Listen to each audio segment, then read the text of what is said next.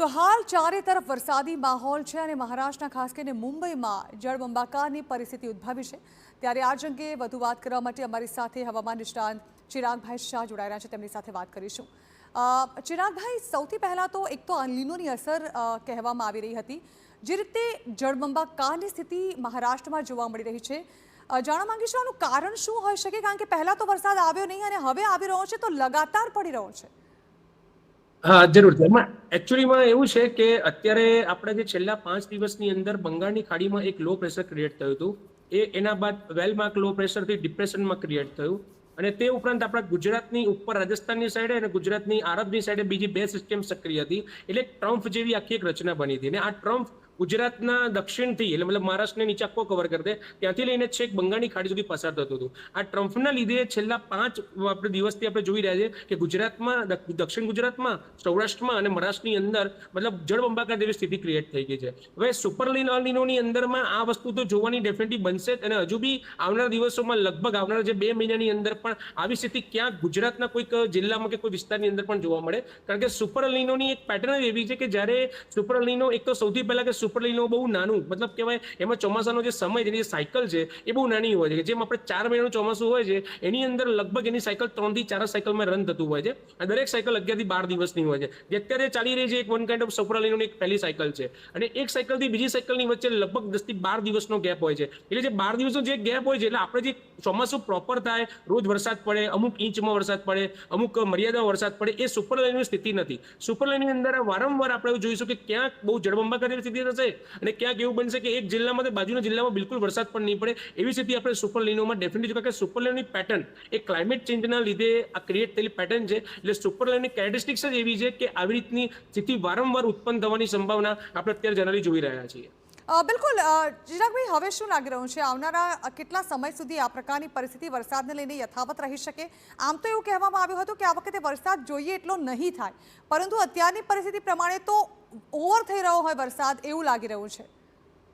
ના, એ જરૂર એ જે વાત થઈ હતી આખા ગુજરાતના વિસ્તારની અંદર કે ગુજરાતનો જે સાર્વત્રિક વરસાદ આપણો 100% ઉપરની આપણે જે વાત થઈ હતી એ પ્રમાણમાં 100% વરસાદ નહીં થાય। બાકી ગુજરાતના ઘણા બધા જિલ્લાઓમાં એવી પણ વાત થઈ હતી કે ઘણા બધા જિલ્લાઓની અંદર જે જળબંબાકાર જેવી સ્થિતિ થશે, ડેફિનેટલી આપની વાત સાચી છે કે એની અંદર ક્યાંક એવું બને છે કે એટલો બધો વરસાદ કરતાં વધારે વરસાદ થઈ ગયો છે, પણ હજુ બી આવનારા દિવસોની અંદર એવું છે કે લગભગ અત્યારે જો 8, 9 ને 10 જુલાઈ એ 3 દિવસની અંદર આપણા ગુજરાતમાં દક્ષિણ ગુજરાત છે, મધ્ય ગુજરાત છે, ઉત્તર ગુજરાતની અંદર ઘણા બધા જિલ્લામાં 2 દિવસ રેડ એલર્ટ છે, ભારેથી અતિ ભારે વરસાદ થવાની સંભાવના છે।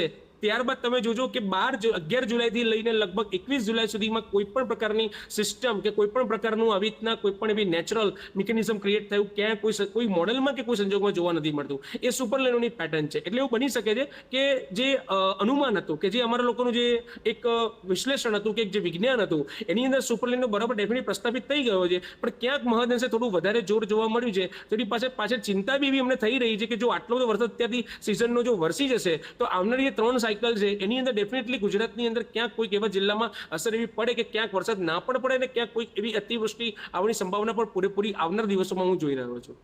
બિલકુલ, તો શું લાગી રહ્યું છે ચિરાગભાઈ કે આ વખતે જો ઓવરઓલ વરસાદની વાત કરવામાં આવે, ગુજરાત કે માત્ર મહારાષ્ટ્ર નહીં પરંતુ દેશમાં વરસાદની શું પરિસ્થિતિ આ સિઝનમાં રહી શકે?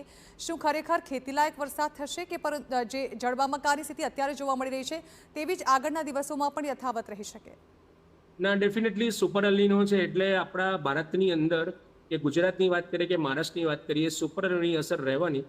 એટલે ડેફિનેટલી એવું બને કે હજુ બી હું મારું અનુમાન હું પાછું નહીં લઉં, હું પણ હજુ બી આજની તારીખમાં એ જ કહીશ કે સાર્વત્રિક જે ચોમાસાની પેટર્નની હું વાત કરું કે જે ચોમાસી સાર્વત્રિક વરસાદની જે આપણે વાત કરીએ તો ગુજરાતની અંદર જે 100% વરસાદ તો આ વખતે હું આજની તારીખમાં હજુ બી હું કહું છું કે 100% વરસાદ તો હું હજુ બી નથી જોઈ રહ્યો। ડેફિનેટલી આ એક ટ્રપને એક સિસ્ટમના કારણે અને એક બંગાળની ખાડીના પ્રેશરના ક્રિએટના કારણે થોડો વરસાદ વધારે આવી ગયો છે, પણ સુપર લીનોની અંદર એવું બનશે ડેફિનેટલી કે ક્યાંક ગુજરાતની અંદર કોઈક એવા જિલ્લામાં 100% વરસાદ જોવા નહીં મળે। હા, મેં એ વખત એવું પણ કીધેલું હતું કે 80% જેવા જિલ્લાની અંદર 100% ઉપર વરસાદ થશે અને બાકીના 20% જે જિલ્લાઓ છે, જે મેં અમુક વિસ્તારો બી મેં કીધેલા કે જિલ્લાઓ બી કીધેલા કે ઉત્તર ગુજરાત છે, મધ્ય ગુજરાત છે, કચ્છના અમુક વિસ્તારે ત્યાં આગળ 100% વરસાદ જોવા નહીં મળે। ને આવનારા દિવસોમાં ડેફિનેટલી તો આપની વાત સાચી છે કે ક્યાં કોઈક હજુ ફરતી આવી રીતના જળબંબાકાર જેવી સ્થિતિ આપણે મધ્ય ગુજરાતમાં પણ થઈ શકે છે, ઉત્તર ગુજરાતમાં પણ થઈ શકે છે, ક્યાંક દાહોદ કે પંચમહાલમાં પણ થઈ શકે, કારણ કે સુપર લીનો એક એવી સિસ્ટમ છે, એક એવું મિકેનિઝમ છે કે એના વિશે કલ્પના એટલે એના વિશે કોઈ અનુમાન કરવું એ ડેફિનેટલી અનુમાન અનુમાન ક્યાંક ને ક્યાંક મહદઅંશે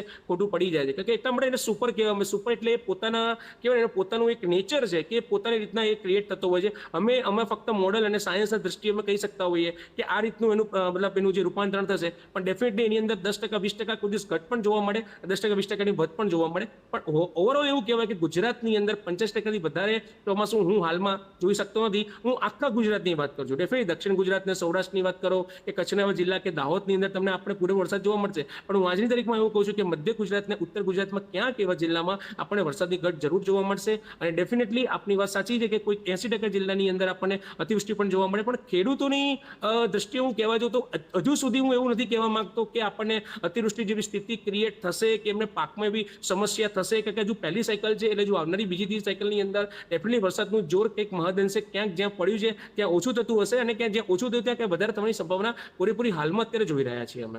તો ચિરાગભાઈ, જો સરળ શબ્દોમાં સમજવા માંગીએ, સુપર અલ્નીનો જેનો ઉલ્લેખ વારંવાર આપે કર્યો, અને આ પહેલા જ હવામાન વિભાગ દ્વારા પણ આગાહી કરવામાં આવી હતી કે આ વખતે અલ્નીનોની અસર તો રહેવાની છે વરસાદ પર.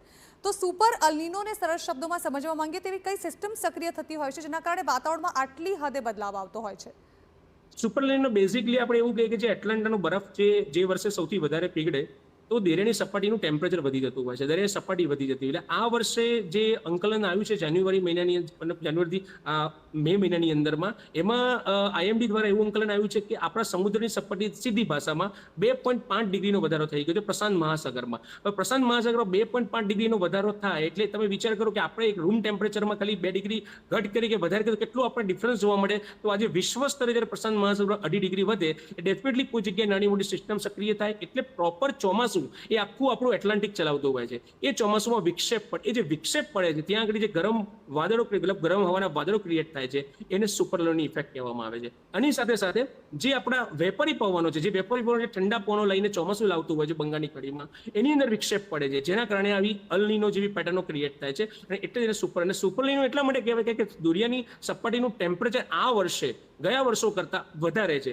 એના કારણે એવું બને છે કે કોઈ જગ્યાએ નાની મોટી સિસ્ટમ સક્રિયના કારણે જે ચોમાસાની પેટર્ન છે એની ઉપર વિક્ષેપ આવે, એમાં અવરોધ આવે, એને સુપર અલીનો કહેવામાં. બિલકુલ, ખૂબ ખૂબ આભાર ચિરાગભાઈ અમારી સાથે જોડાવા બદલ. તો હવામાન નિષ્ણાત ચિરાગ શાહ અમારી સાથે જોડાયા હતા. સુપર અલીનોની અસરને કારણે વાતાવરણમાં આટલી હદે ઉતાર ચઢાવ જોવા મળી રહ્યો છે અને આવનારા દિવસોમાં પણ હજુ વરસાદના બીજા રાઉન્ડમાં પણ આ જ પરિસ્થિતિ યથાવત રહે તેવું હવામાન નિષ્ણાતોનું માનવું છે.